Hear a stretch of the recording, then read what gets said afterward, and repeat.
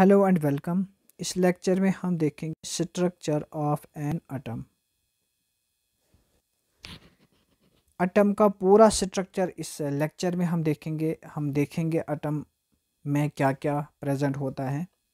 तो फर्स्ट आपको एटम पता होना चाहिए, एटम क्या होता है।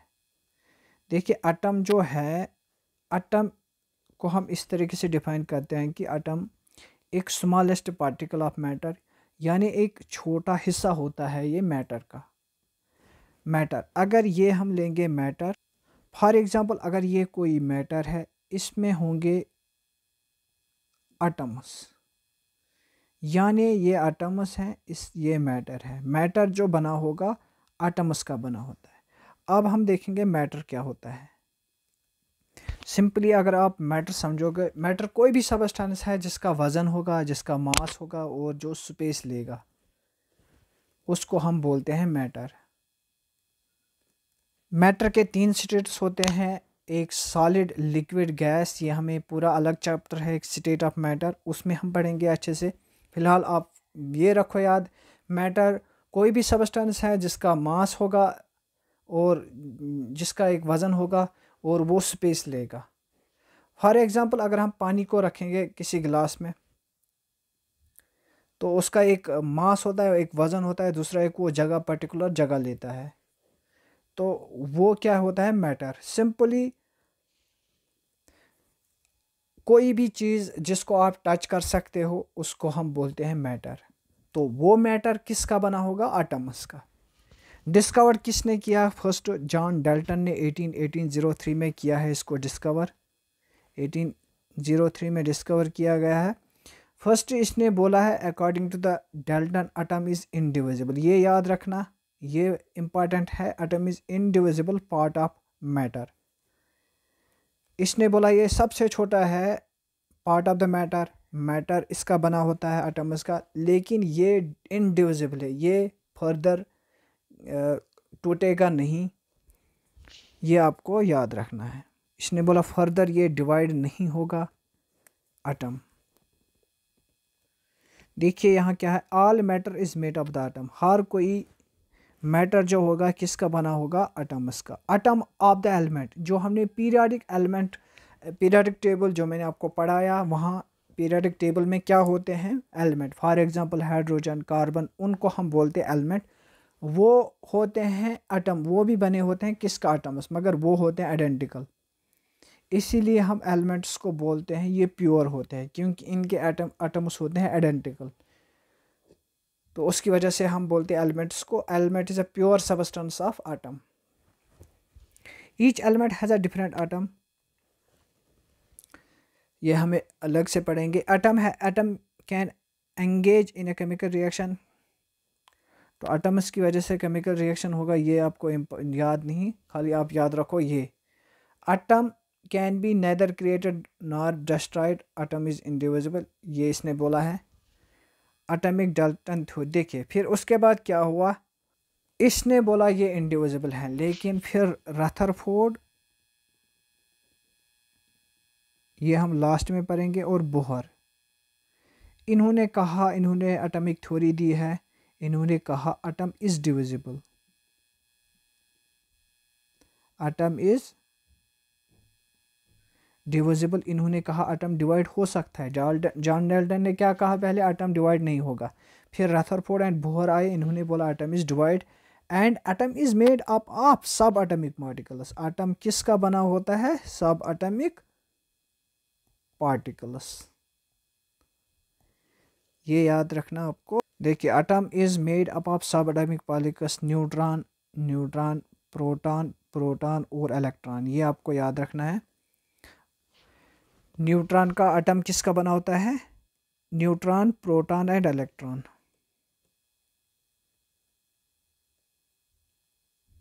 देखिए neutron and proton, neutron, proton and electrons, इनको हम बोलते हैं सब atomic particle. Central dense nucleus, जो एटम के बीच में central part of the atom is called the nucleus, dense nucleus. इसमें क्या होते हैं, एक प्रोटॉन और न्यूट्रॉन, ये याद रखो, प्रोटॉन और न्यूट्रॉन होते हैं न्यूक्लियस। ये एटॉमिक स्ट्रक्चर है।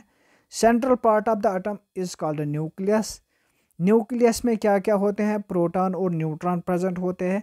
प्रोटॉन का जो चार्ज होता है, मैं यहाँ से P लिखूँगा प्रोटॉन, इसका चार्ज होगा पॉजिटिव, ये इंपॉर्टेंट है, ये नोट करो। न्यूट्रॉन का मैं ऊपर लिखूँगा 0, यानी इसका मतलब है neutron is neutral.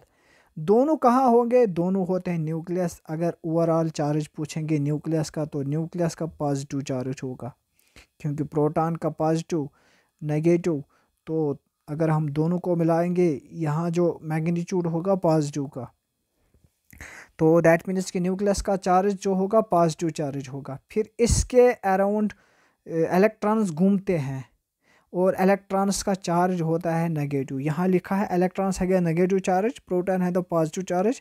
Atom is held together by the attraction of electron and proton. तो ये बाद में देखेंगे। न्यूट्रॉन्स आर द न्यूट्रल, तो न्यूट्रॉन्स क्या है, न्यूट्रल। फिलहाल आपको याद रखना है कि एक एटम होता है, ये structure of atom sphere like structure होता है, और बीच में होता है न्यूक्लियस, उसमें प्रेजेंट होते हैं प्रोटॉन एंड न्यूट्रॉन, और इसके अराउंड घूमते हैं इलेक्ट्रॉन। इलेक्ट्रॉन का चार्ज होता है नेगेटिव। ये देखो स्ट्रक्चर ऑफ एटम, बीच में क्या होता है, न्यूक्लियस, ये न्यूक्लियस, प्रोटॉन और न्यूट्रॉन। ये कार्बन आटम का, ये छोड़ो, ये कार्बन, ये आटम अभी। प्रोटॉन और न्यूट्रॉन बीच में होंगे। न्यूट्रॉन कहाँ होंगे, बीच में न्यूक्लियस के अंदर। प्रोटॉन्स भी न्यूक्लियस के अंदर होगा, प्रोटॉन का चार्ज पॉजिटिव है, न्यूट्रॉन का 0 है। इलेक्ट्रॉन अराउंड घूमते हैं, इसके अराउंड घूमते हैं, इनका चार्ज होता है इलेक्ट्रॉन्स का नेगेटिव चार्ज। अब देखिए चार्ज कितना होगा, प्रोटॉन पॉजिटिव है, इसका प्लस 1.602 इंटू 10⁻⁻19 कोलम्ब होता है, ऐसा यूनिट ऑफ द चार्ज। फिर न्यूट्रॉन का 0 है, न्यूट्रॉन का कोई चार्ज नहीं है, इलेक्ट्रॉन का भी यही, और इलेक्ट्रॉन एंड प्रोटॉन का सेम चार्ज होता है, मतलब मैग्नीट्यूड में अगर देखेंगे सेम होता है, लेकिन इसका प्लस होगा, प्लस इसका इलेक्ट्रॉन का नेगेटिव। फिर अगर हम मास देखेंगे, मास ऑफ द प्रोटॉन और मास ऑफ द न्यूट्रॉन ये बराबर होता है। Mass of the proton is equal to mass of the neutron. Mass of the electron ये है 9.11 इंटू 10⁻⁻13 किलोग्राम।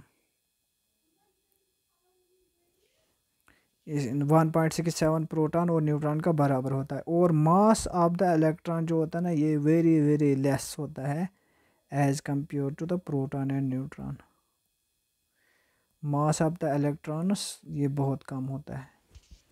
तो ये आपने चार्ज रखा याद कितना है, एंड मास। देखिए डिस्कवरी अगर देखेंगे, रदरफोर्ड ने प्रोटॉन को डिस्कवर किया है। रदरफोर्ड प्रोटॉन, जेम्स चैडविक ने न्यूट्रॉन को डिस्कवर किया है, जे थॉमसन को इलेक्ट्रॉन को डिस्कवर किया है। और हम बोलते हैं प्रोटॉन को, हम बोलते हैं कैनल रे भी। Proton is also known as canal ray, और इलेक्ट्रॉन को हम बोलते हैं कैथोड रे।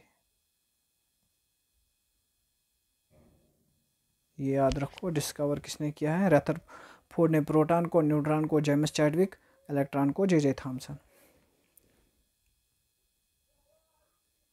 देखिए अब हम पढ़ेंगे एटॉमिक नंबर। एटॉमिक नंबर क्या होगा, आपने क्या होता है, आपने पहले भी देखा होगा। एटॉमिक नंबर 1 2 3 4 5, इसका क्या मतलब है। Atomic number is to number of the proton is to number of the electron. जितने एक फॉर एग्जांपल हाइड्रोजन में क्या है, हाइड्रोजन का एक एटॉमिक नंबर है, दैट मीन्स कि वो होगा equal to number of the protons. इसमें कितने एटॉमिक नंबर 1 है तो प्रोटॉन्स भी उतने होंगे, इलेक्ट्रॉन्स भी उतने होंगे। फॉर एक मिनट एग्जांपल, हाइड्रोजन का आपको पता है एटॉमिक नंबर फर्स्ट है, तो इसमें कितने नंबर ऑफ इलेक्ट्रॉन्स होंगे, नंबर ऑफ इलेक्ट्रॉन्स कितने होंगे 1, तो नंबर ऑफ प्रोटॉन्स भी कितने होंगे 1। सिमिलरली हम लेंगे एग्जांपल कार्बन। कार्बन में क्या है, कार्बन का एटॉमिक नंबर कितना है 6, तो नंबर ऑफ इलेक्ट्रॉन्स कितने होंगे 6 is equal to number of protons, ये भी होंगे 6। तो यह आपको याद रखने हैं, ये 20 एलिमेंट्स याद रखो। हाइड्रोजन, हाइड्रोजन का सिंबल भी याद रखना, H helium, lithium, beryllium, boron, carbon, nitrogen, oxygen, fluorine, neon, sodium, magnesium, aluminium, silicon, phosphorus, sulphur, chlorine, argon, potassium, calcium. Exam में अगर आएगा इसका एटॉमिक नंबर दिया होगा 11, आपको पूछेंगे इलेक्ट्रॉन कितने हैं, तो आपका आंसर होना चाहिए 11। प्रोटॉन पूछेंगे तो 11। एक एलिमेंट, एक एटम में जितने प्रोटॉन्स होंगे उतने इलेक्ट्रॉन्स भी होंगे। एटॉमिक ये आपको याद रखना, atomic number is equal to number of proton is equal to number of electron. For example ये नाइट्रोजन का 7 है, इसमें इसका एटॉमिक नंबर 7 है, तो नंबर ऑफ इलेक्ट्रॉन्स कितने होंगे 7, प्रोटॉन्स भी 7 होंगे। तो इस लेक्चर में हम इतना ही पढ़ेंगे। ये याद रखो एलिमेंट्स, इसका एटॉमिक नंबर। आगे हमें वैलेंसी पढ़ना है, वैलेंस इलेक्ट्रॉन्स पढ़ना है, वैलेंसी पढ़ना है, वो डिपेंड है। जब तक आपको ये एटॉमिक नंबर याद नहीं होगा, ये आपको रखना है याद ऐसे ही। तो अगर याद नहीं होगा तो आप फिर मुश्किल होगा, आपको इलेक्ट्रॉनिक कॉन्फ़िगरेशन नहीं आएगा, आपको वैलेंसी निकालना नहीं आएगा, आपको पता नहीं होगा फिर वैलेंस इलेक्ट्रॉन्स कितने हैं। तो ये याद रखो। मैं अभी आपको थोड़ा बहुत बताऊंगा ये स्ट्रक्चर, हम जल्दी रिवाइज करेंगे। स्ट्रक्चर ऑफ द एटम आपको याद रखना, एटम है एक स्मॉलेस्ट पार्टिकल ऑफ मैटर। ये छोटा सा हिस्सा होता है मैटर का। मैटर क्या होता है? एनीथिंग जिसको आप टच कर सकते हो उसको हम मैटर बोलते हैं। जो जगह ले सकता है, जिसका कोई वज़न होगा, उसको हम मैटर बोलते हैं। फर्स्ट जॉन डाल्टन 1803 में आता है, इसने बताया कि एटम जो है इनडिविजिबल है, जो बाद में प्रूव किया है गलत रदरफोर्ड एंड बोहर ने।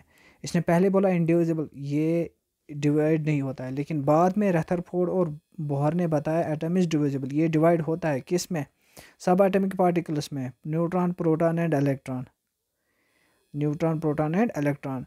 न्यूट्रॉन कहाँ होंगे? प्रोटॉन और न्यूट्रॉन एटम का सेंट्रल पार्ट होता है, उसको हम न्यूक्लियस बोलते हैं, वहाँ ही होते हैं present proton and neutron. Proton का चार्ज होता है पॉजिटिव, न्यूट्रॉन का न्यूट्रल। इसीलिए हम अगर टुगेदर लेंगे चार्ज ऑफ द न्यूक्लियस तो ये पॉजिटिव, क्योंकि एक का पॉजिटिव है दूसरा का न्यूट्रल, तो ये पॉजिटिव होगा। इसके अराउंड घूमते हैं इलेक्ट्रॉन्स। इलेक्ट्रॉन्स का चार्ज नेगेटिव है। तो फिर हमने देखा ये मास, ये है बीच में proton and neutron, proton and neutron बीच में है अराउंड